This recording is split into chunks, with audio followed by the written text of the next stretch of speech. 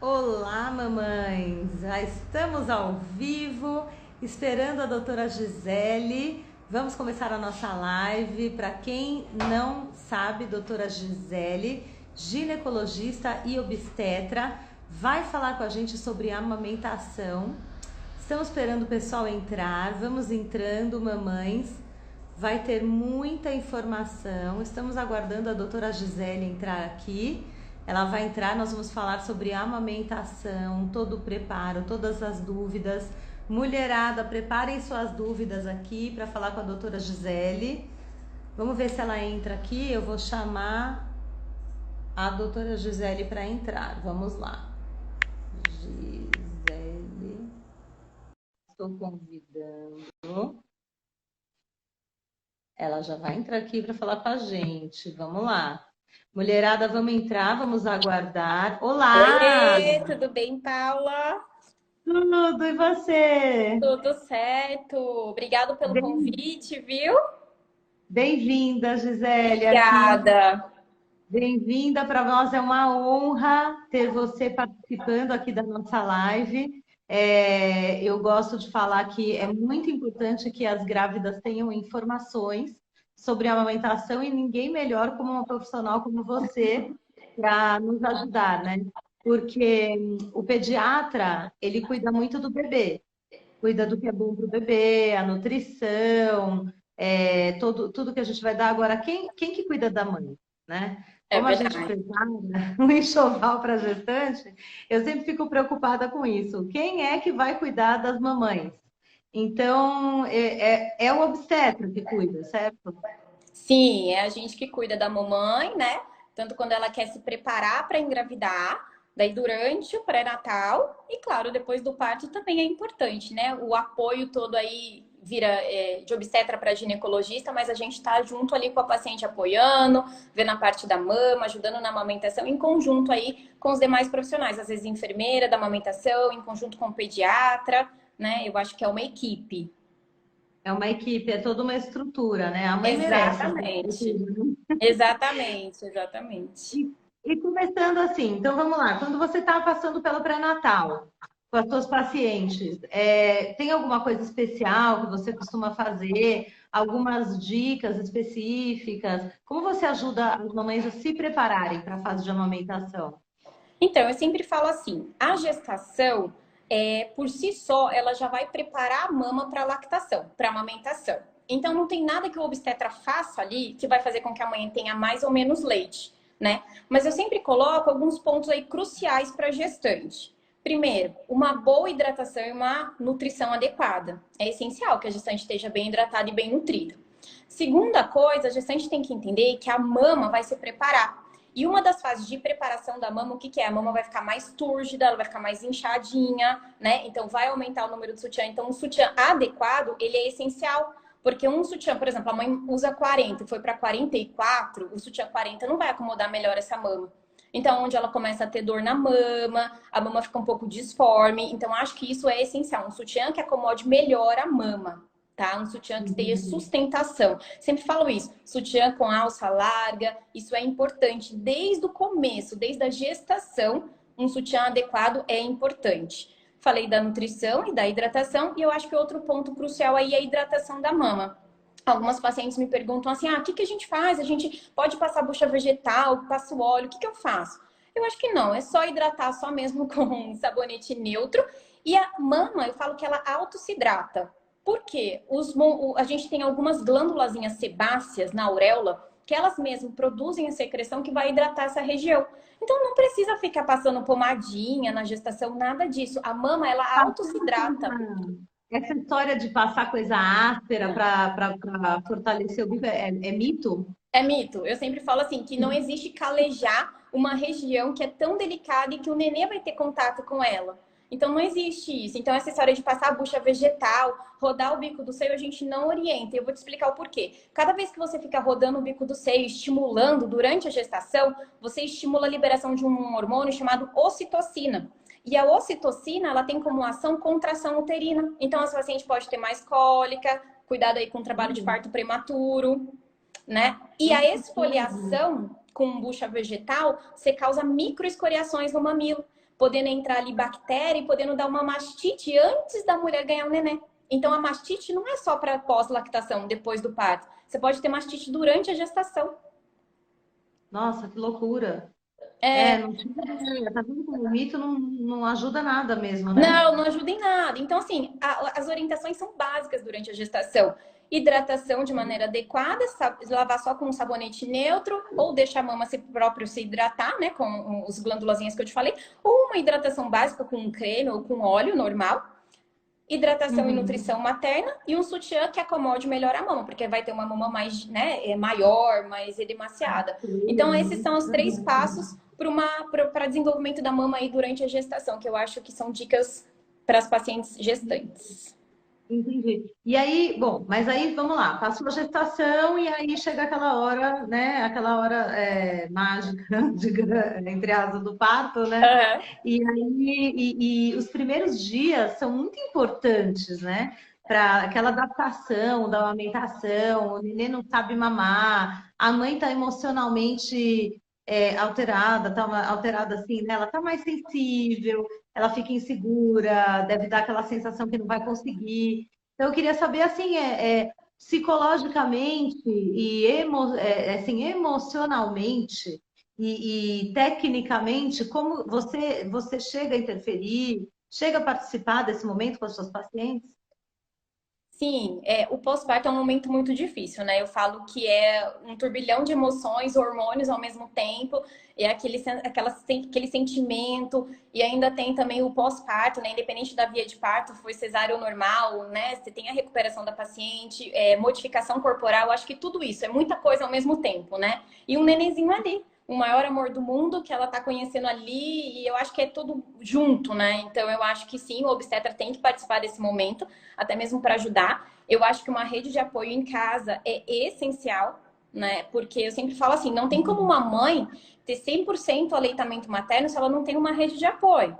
A mãe fica cansada, às vezes o neném nas primeiras semanas ele quer mamar de hora em hora ou de 2 em 2 horas, então ela acorda picadinho, ela tem medo, né? Principalmente as mães de primeira viagem. Será que o meu neném tá respirando? Será que tá tudo bem com o neném? Fica acordando sempre ali para ver se tá respirando, para ver se tá tudo bem, né? Então já é um cansaço ali, né? Imagina o medo se o nenê tá mamando direito, né? Aquela Exatamente. Será que o insegurança, meu leite sabe? tá legal? Será que tá nutrindo o meu bebê? Será que tem que mamar mais, menos? Então, isso tudo são as informações que a gente entra no jogo junto com o pediatra para poder ajudar, né? Durante também esse pós-parto, acontece a descida do colostro, né? Então, o colostro é aquele leitezinho mais amarelado, que é muito rico em vitaminas e que começa bem pouquinho mesmo. Mas, assim, ele é pouquinho de quantidade, mas o teor calórico que ele tem e nutricional é enorme. Então, às vezes a paciente fala assim: nossa, doutora, mas não é melhor passar um remédio para aumentar o leite porque tá tão pouquinho? Não, é assim mesmo. Só que ele é tão energético, ele é tão nutritivo que tá tudo bem, ele é pouquinho. Depois do terceiro, quinto dia pós-parto, né, de vida do nenê, tem a apojadura, que é a descida do leite. É aí que eu acho que geralmente as pacientes sofrem um pouquinho, porque a mama tende a ficar muito mais pesada, ela fica quente, ela fica dolorida, né? E é aí que você tá lá com a pega do nenê, se o nenê não pega bem, começa a dar fissura, e daí é o que causa mais as mastites também, pelo engurgitamento, porque aquela mama tá muito dilatada, tem muito leite ali, né? E o nenê às vezes não dá conta de mamar o excesso de leite produzido, né? Então eu acho que é aí que a gente entra, orientando a pega correta, orientando que antes de amamentar a mama muito túrgida, o ideal é você tirar um pouquinho do leite numa fralda, né? Fazer primeiro a ordenha e depois colocar o neném no peito, né? Porque Às se vezes, pensa comigo. às vezes aquela coisa de massagear, né, um pouquinho antes para amolecer, Isso, né? A exatamente. própria Porque a mama Margarida muito. fazia muito isso. Aham. Isso. A mama muito túrgida, quando o neném pega, ele escorrega, tá muito cheia. Então, o ideal é você primeiro fazer uma ordenha para deixar o bico mais molinho, para depois esse neném poder abocanhar ali. E daí sim ver a pega correta, né? Então, eu Entendi. acho que é essa parte aí, né, da apojadura, descida do leite, né, pós-parto, dor do parto, né, independente da via que a gente tem aí, e as mamadas, né, que a mãe fica com medo se tá tudo certo, se não tá, eu acho que é um período difícil, mas eu acho que nós, obstetras, temos que atuar aí na ajuda com o pediatra. Até como uma parceira, né?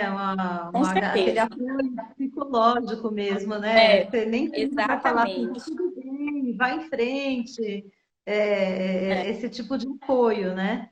O Acho que que eu deve vejo ter. muito assim é que assim, a gente é mãe, né? E quando a paciente vem, eu falo, calma, vai dar tudo certo. Eu também passei por isso.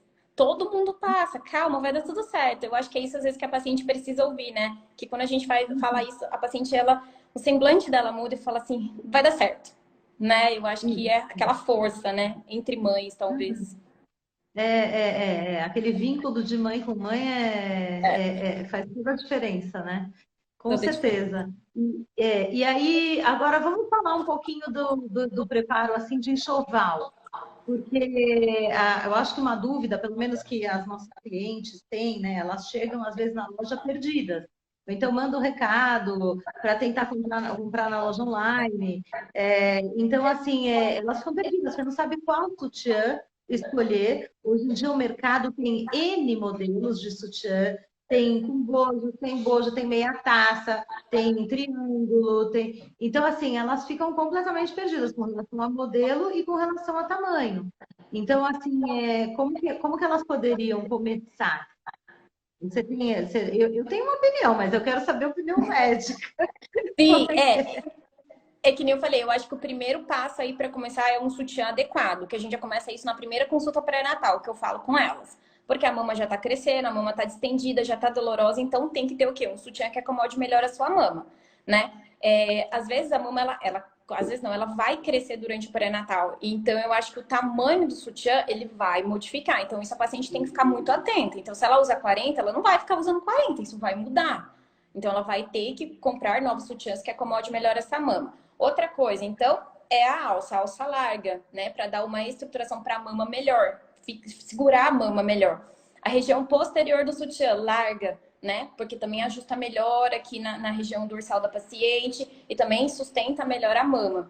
E eu acho que, né, daí já a abertura frontal aí, mais para frente, depois, né, para amamentação, que é fácil, prático, né? E as pacientes ficam é mais prático, né? Porque tá ali de roupinha, você só levanta a blusa e já abaixa o seu sutiã de amamentação. Mas eu acho que o essencial mesmo, Paulo, o que que é? Alça larga, tamanho adequado e a região dorsal larga.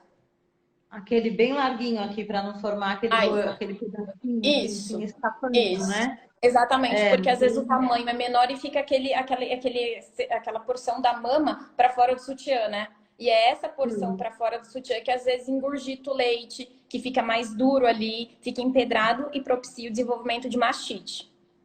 Tá, me diga uma coisa, a mastite é muito recorrente no seu consultório? Tem muito caso assim, ou o pessoal já sabe administrar melhor? Não, então, geralmente quando a gente orienta a paciente já a usar o sutiã certinho, a gente já fala da questão da pega, né? A gente trabalha muito na nossa equipe aqui com a enfermeira que faz ajuda no pós, né? No pós-parto, na pega. Eu acho que isso é importante, porque o que que é a mastite? A mastite nada mais é que um acúmulo de leite, onde entrou uma bactéria pelo mamilo e se alojou nesse acúmulo de leite, nesse conglomerado de leite. E daí desenvolveu uma infecção ali. Então, a mastite, eu falo que ela começa por onde? Por uma fissura do mamilo. Então, começa assim, uma pega incorreta, faz a fissura, a paciente já tem um engurgitamento mamário ali, às vezes pelo mau uso do sutiã, e sutiã errado. Essa bactéria aloja naquele engurgitamento e desenvolve mastite. Então, se você orienta a sua paciente desde o pré-natal, que ela tem que usar o sutiã adequado, né? Que ela tem que fazer os cuidados da mama, que ela já tem uma enfermeira, às vezes, que ajude ela no pós-parto, né? E orientação do pediatra, tudo certinho, essa paciente não vai ter tanta mastite. Entendi, entendi. É tudo pela orientação mesmo, a informação é Exatamente. tudo, né? Informação é É, tudo. eu lembro que eu sofri bastante na minha primeira filha, assim, por pura falta de informação. Falta de informação, falta de troca com a médica, falta de ter a rede de apoio correta e preparada, né? É. Porque você prepara, você tem uma rede de apoio, mas é importante que você também tenha uma rede de apoio que seja preparada mesmo, que venha. Uma vez eu escrevi sobre rede de apoio, mas aquela pessoa que vem para ajudar de verdade, né? Não que vem de visita, que vem aquela que fala que Exato. vem para ajudar É, e acaba vindo de visita, né? Que também eu exatamente. acho engraçado.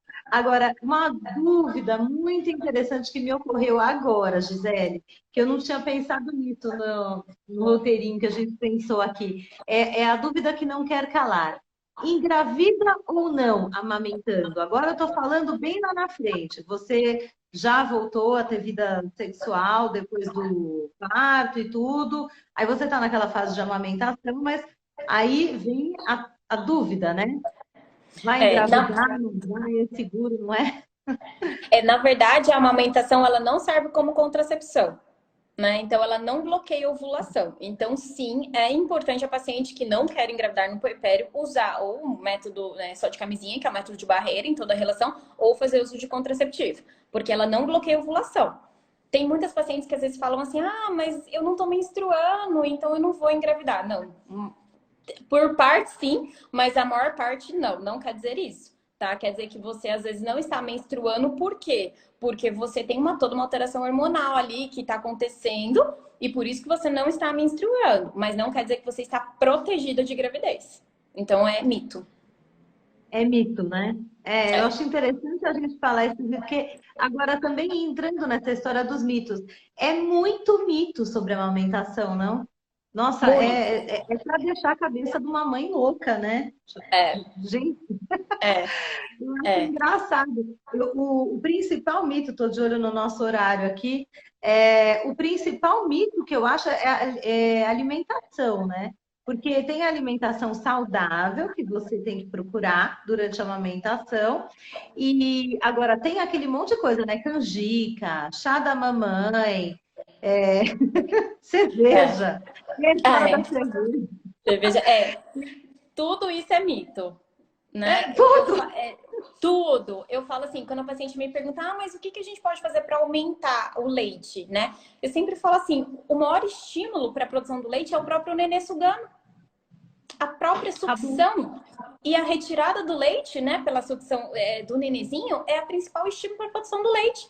Ah, mas tem remédio, tem tudo? Tem remédio, tem várias coisas que a gente pode ajudar aí da parte farmacológica. Mas o maior estímulo é a sucção. Então, você colocar o seu nenê ali todo dia, cada 3 em 3, 4 em 4 horas para mamar, é o melhor estímulo para a produção do leite. É claro que tem pacientes que têm um problema aí em relação à produção, né? Cada um é um, a gente não pode colocar todo mundo igual. Mas aí a gente tem algumas medidas farmacológicas para ajudar essas pacientes. Mas, no geral, a grande maioria é só colocar no peito, é sucção. Ai, que lindo, né? Eu acho lindo isso. É maravilhoso mesmo, É, olha. E o descanso e muito líquido, né? Também acho que muito líquido, colabora. isso. Muito líquido, hidratação em torno de 3 a 4 litros de água por dia. A rede de apoio aí é essencial para o descanso da mãezinha, né? Então é importante você, uma avó, a tia, alguém aí que fique depois que o nenê mame com o nenê, para a mãe poder descansar, porque a gente sabe que é mãe cansada, mãe estressada, é uma mãe que tem uma baixa produção de leite também. Então a gente precisa deixar essa mãe descansar, né? Então aí a rede de apoio entra super aí, né? E alimentação saudável e hidratação. Eu acho que isso é essencial aí.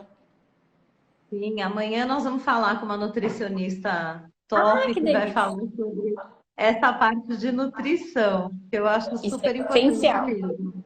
Agora, Exatamente. tem a questão que me ocorreu agora, Gisele, da depressão pós-parto. Porque tem algumas mães que têm um turbilhão, assim, acho que tem mais dificuldade de lidar com essas alterações hormonais. Então, eu imagino que isso deva prejudicar um pouquinho essa etapa também da amamentação. Sim, Chegou a enfrentar esse tipo de coisa com sim. A alguma gente paciente? A gente tem duas coisas aí que falam da alteração de hormônios, né? A gente tem o blues puerperal, que é como se fosse uma depressão um pouquinho mais leve, né? Onde a gente acolhe, melhora esse paciente, a gente faz suplementação com ela, às vezes dá um ansiolítico natural e a gente consegue melhorar bem essa paciente e tá tudo certo, ela consegue manter a amamentação e tudo bem. Agora, a gente realmente tem a depressão puerperal, é um pouquinho mais grave, né? Então, essa paciente, geralmente, a gente tem que ajudar um pouquinho mais ela, a gente precisa do psiquiatra junto com a gente, tá? Em alguns casos, é necessário suspender a amamentação para essa paciente, mas em alguns casos não, né? Então, vai depender muito de como a paciente tá, vai depender muito da avaliação ali no momento. Entendi. Aí Mas a tem que gente. decidir junto com, aí tem que Isso. decidir junto pediatra junto com o psiquiatra e é É em toda uma... conjunto. E com a toda uma... paciente, para não tiver isso. Avaliação global, né? De tudo. Entendi, entendi. É, porque acontece bastante mesmo, né? Esse baby Ah, blues, ele pega a gente de jeito mesmo, né? Me pegou pega. várias vezes, se for pra falar. Me pegou também. Quando a gente passa, por isso a gente começa a entender realmente o que as pessoas sentem, né? Eu acho que esse lance da maternidade é muito legal por causa disso, né? A gente encara depois as coisas de um jeito diferente, né? Ah, sim, é essencial ser mãe para É, poder lidar com isso, né? Quer dizer, você já é, devia lidar com um certo carinho, mas imagino que depois que você se tornou mãe, você já é começou diferente. a lançar um É, outro olhar, né? é um outro olhar, Exatamente. sem dúvida nenhuma. É, não, com certeza. Aqui trabalhando com as mamães, com enxoval para elas, tudo, eu também já tenho um outro olhar, porque É, eu fico pensando exatamente no que elas precisam, porque eu fico relembrando, né, depois de 3 gestações, eu fico relembrando tudo que eu já vivi, né? Às exato. vezes com muita saudade, a gente sofre na hora, é legal Sim, elas saberem que a gente sofre na hora, mas dá muita saudade depois. dá muita saudade, é muito bom, né? É, com certeza, com certeza. E, eu acho que é isso. Espera aí, eu acho que tinha mais uma pergunta interessante. A bomba de leite. Tem muita gente que tem pouca informação sobre a bomba e não sabe também o quanto ela pode ajudar, né? Suas É. pacientes costumam, você chegou a usar a bomba, eu acho ela muito interessante. E Você sim, tem que eu saber cheguei a usar usar. também, né? Hã? Eu gosto muito da bomba de leite, né? Ela ajuda a tirar, principalmente na pojadura, no terceiro, ao quinto dia de vida do neném, né? Onde desce o leite, é muito legal, porque a mama fica muito demasiada, muito engurgitada. Então, às vezes o nenenzinho mama, mas sobra muito leite aí. É onde a paciente, às vezes, fica com febre, etc. Então, é legal o uso da bomba, sim, para tirar o excesso de leite, né? Então, é como se fosse também um estímulo para aumentar a produção, como se fosse uma sucção também do neném, né? Então, eu acho super interessante, sim, né? Geralmente, depois do primeiro mês, essa produção do leite já é equilibrada. O corpo ele é tão sábio que ele já começa a produzir a quantidade de leite que o nenê precisa para a saciedade dele, né? Então ele começa a produzir muito porque ele não sabe qual vai ser a demanda. E depois de um mês ele entende o que é a demanda e ele passa a produzir o que ele precisa, né? Então acho que nesses primeiros 30 dias aí, eu acho que a bomba ajuda muito a paciente. Eu sou a favor, sim. Ah, legal. Nossa, ajuda mesmo, né? E depois, então, depois entra numa estabilidade, né? Mais ou menos depois do primeiro mês. É depois desses 40 dias, acredito, né? Mais delicado. Exatamente, exatamente. O corpo ele vai entendendo o que o bebê precisa, o que é necessário para a saciedade dele, ele vai produzindo o que o nenê precisa, né? Então o nosso corpo é muito sábio, ele desenvolve todo o processo ali da amamentação e depois ele autorregula o que o nenê vai precisar. É muito legal. É lindo mesmo, né? Nossa. Ai, Gisele, acho que a gente pode até. Estou achando assim, o nosso bate-papo foi super completo. Acredito que a gente conseguiu dar muita informação para as pacientes, mas acredito que a gente ainda vai poder falar várias vezes. Não sei se algumas estão com Vamos. dúvidas. Se quiserem mandar recado, se tiverem dúvidas, podem mandar agora, ou eu vou deixar a live gravada. E quem quiser deixar as dúvidas no feed, lá nos comentários da, da live, da hora que ela estiver gravada, aí eu vou te convidar a me ajudar a responder Com as certeza. dúvidas das nossas seguidoras aí, que eu já sei que praticamente 90% são mamães aqui do nosso perfil. E vou deixar aqui para que possam assistir depois. E essa semana aí nós vamos ter ainda uma série de outras lives tentando trazer informação para as grávidas, porque acredito que a informação, apoio, o aprendizado é o principal para se preparar para um bom momento de amamentação. Então, Exato. é um trabalho assim que, por filosofia, eu gostaria de fazer aqui na Intima Store, sabe? Não só vender o produto, mas levar a informação mesmo para as gestantes, né? Fazer parte, praticamente vai fazer parte dessa rede de apoio que Sim, elas é muito podem importante. tem. Hã? Exatamente. Sabe o que eu ia te falar, Paula? Duas dúvidas que eu tenho sempre aqui no consultório que eu vou dividir com vocês. Que é a questão do silicone e da mamoplastia. Ah, eu tenho silicone, eu vou poder amamentar? Pode amamentar normalmente, não tem problema nenhum. E a mamoplastia redutora, né? Que é aquela paciente que tinha, às vezes, uma mama muito grande, fez a cirurgia de redução e depois ela se tornou mãe depois de um tempo. Essa paciente, ela é avaliada individualmente.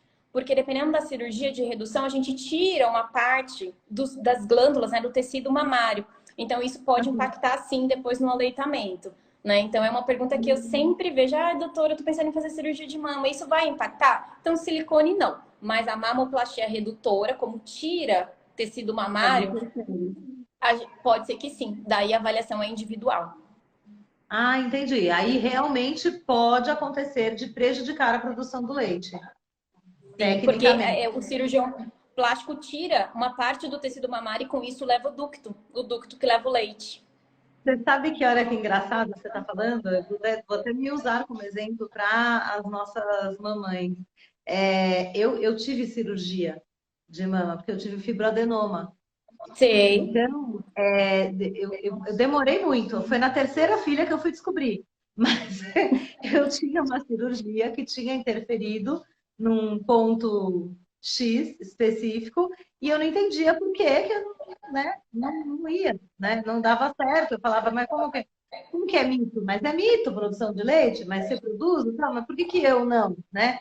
Mas eu fui descobrir depois que poderia ter alguma relação com a cirurgia que eu tinha Sim. feito, por causa do local aonde foi, mas eu precisei ter 3 filhos para descobrir. Então, por isso que eu me preocupo muito. Por isso que eu me preocupo muito com as mamães. Eu falo, gente, informação é tudo. É Você tem tudo. que saber, tem que ter apoio, troca ideia com as amigas. Então, assim, o que eu puder prover de informação, porque para mim Muito foi legal. por falta de ter acesso mesmo a uma informação completa, sabe? É. Então, quem sabe dessa forma a gente pode ajudar outras mães a conseguirem encontrar aí o seu caminho, né? É. E a outra coisa é o tal do leite fraco, né?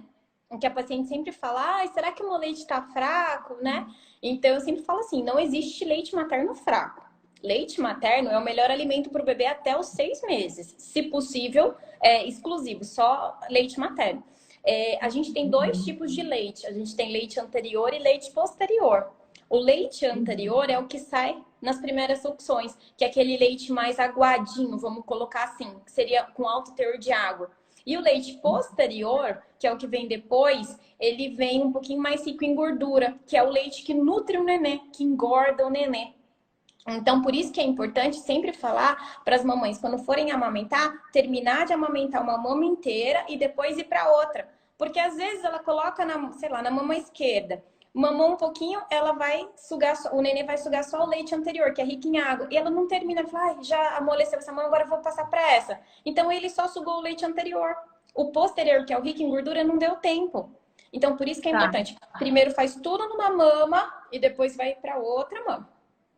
Né? Deixa o nenê mamar inteiro, entendeu? Deixa o nenê mamar ali inteiro numa maminha. E tem limite de tempo? Por exemplo, tem algum tempo certo de mamada, de ficar de cada lado? Ou aquela coisa 15 minutos de cada lado? É cada caso um caso? Então, hoje, a Organização Mundial de Saúde ele já fala em livre demanda, né? Então, é o tempo que o nenê quiser. Se o seu nenê ficar ali meia hora nesse peito e ele estiver mamando, você vê que ele tá fazendo sucção, deixa ele lá. Deixa ele lá. Não tem que, não, 15 minutos nessa, 15 minutos nessa. Não, não existe isso. Hoje em dia é livre demanda. Tem nenê que mama de 4 em 4, uma nenê mama de 2 em 2. Mas se ele tá com fome de 2 em 2, deixa ele lá. É livre demanda. Então, tanto a duração das mamadas quanto o intervalo de amamentação, hoje em dia é livre demanda. Por isso que a paciente precisa ter rede de apoio, porque essa livre demanda, ela requer muito da mãe, né? É toda hora, ela tá ali, a hora que o nenê quer. Então é importante ter alguém lá para ajudar, para a mãe descansar, ajudar na alimentação, na hidratação, né? Mas hoje em dia já não tem tempo, né? Respondendo a sua pergunta, é de livre demanda. Ótimo. É importante saber isso, né? Para você ver, não tem muita regra, né? Não tem regra. E antigamente falavam que era até 2 anos só a amamentação, né? Hoje em dia a Organização Mundial de Saúde também já tirou isso. Se o nenê ele vai amamentar de livre, Se ele quiser amamentar até os 3 anos e a mãe tiver ok em relação a isso, pode amamentar. Então, hoje em dia já não tem mais um tempo para você terminar a amamentação. Ah, sim. Você vai até a hora que conseguir, né? Enquanto conseguir, tá tranquilo. Entendi. Exatamente. Entendeu? A hora que a Entendi. mãe e a criança realmente verem que não vai dar mais, a mãe, né? Tá tudo bem, né? Ela pode parar. Também Então é não tem mais livre aquela assim. regra.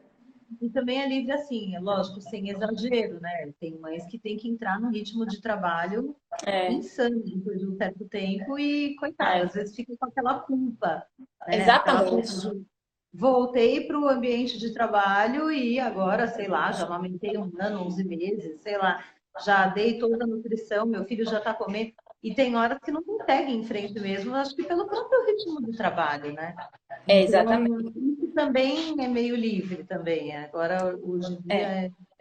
É, tem cada caso pacientes é que às um vezes caso. volta, né, a trabalhar e nas empresas tem a salinha de extração do leite, então ela mesma já extrai o leite ali, né? Tem a regra que ela pode sair 1 hora mais cedo do trabalho, então ela pode, né, amamentar o nenê, extrair todo o leite ali, deixar armazenado, congelado para alguém poder fazer, né, oferecer para o bebezinho que ficou em casa ou na escola, né? Então hoje em dia já tem as empresas, eu falo que são muito mais humanizadas hoje em dia, né, amigas da criança. Então a gente já tem todo esse propósito aí do aleitamento, extração do aleitamento na empresa, sair 1 horinha mais cedo para ajudar o neném. Então as empresas já estão mais conscientes em relação à importância da amamentação, né? Que são várias importâncias, os benefícios para o bebê e para a mãe também, né? Eu sempre falo, a gente fala da golden hour, que é a hora de ouro, né? Que é a primeira hora pós-parto. É essencial colocar o nenê ainda na sala de parto no peito. Por quê? Melhora o vínculo materno-fetal, né? Melhor o vínculo da mãe do bebezinho. Outra coisa, para a mãe, diminui risco de sangramento pós-parto, porque fazendo a sucção libera ocitocina, então contrai mais rápido esse útero. Então o risco da mãe ter uma hemorragia é menor. E fora para o bebê, né? Melhora a imunidade, desenvolvimento do cérebro, diminui alergias, né? Aumenta o vínculo da mãe. Então, assim, os benefícios são enormes. Então, assim, a Golden Hour hoje em dia é muito praticada nos hospitais, né? Que é a primeira hora ali. Mesmo depois de cesárea. Independente do parto. Tá. Independente do parto. Hoje em dia já tem que esperar o cordãozinho parar de bater, o cordãozinho parou de bater, foi todo o sangue, né? Da mãe para o nenê, parou de bater, então daí a gente já corta o cordãozinho e daí o pediatra já coloca direto no peito da mãe. Às vezes ainda ali em sala de parto, às vezes a gente tá terminando o parto, seja ele normal ou cesárea, o nenenzinho já tá lá fazendo a sucção. Que maravilha. É, Ah, isso é maravilhoso mesmo, hein? Tem que é. colocar mesmo, muito humanizado mesmo. Ah, gostei dessa coisa das empresas, viu? Vou instituir aqui uma salinha para levar bomba. Gostei. É Isso bem ajuda legal. bastante a levar para frente, para não ter que parar tão cedo, né? É, e Exatamente. é uma forma da mãe também, né? Poder. Ela fica feliz que ela tá dando nutriente pro seu filho, então ela sabe que tem a horinha ali, que né, ela vai fazer a ordenha e que vai guardar certinho para alguém oferecer pro nenê quando ela não tá ali presente. Maravilhoso, maravilhoso. Gisele, muito obrigada. Eu Ah, acho que a gente vai imagina! interromper a nossa live aqui. Interromper, não, vamos terminar, porque acredito que foi assim muito completo.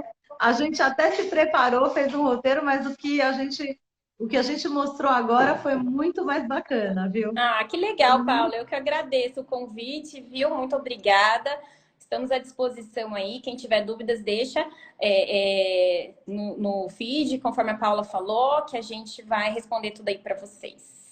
Isso, exatamente. Eu vou deixar a live gravada no nosso feed e quem tiver dúvidas, a Gisele vai estar super à disposição, vai me ajudar a Com responder certeza. com o maior prazer. Com Gisele, certeza. então, um grande beijo para você e muito Obrigada. obrigada pela sua presença. Obrigada, Beijinho, querida. Um beijo. beijo, tchau, Tchau. tchau.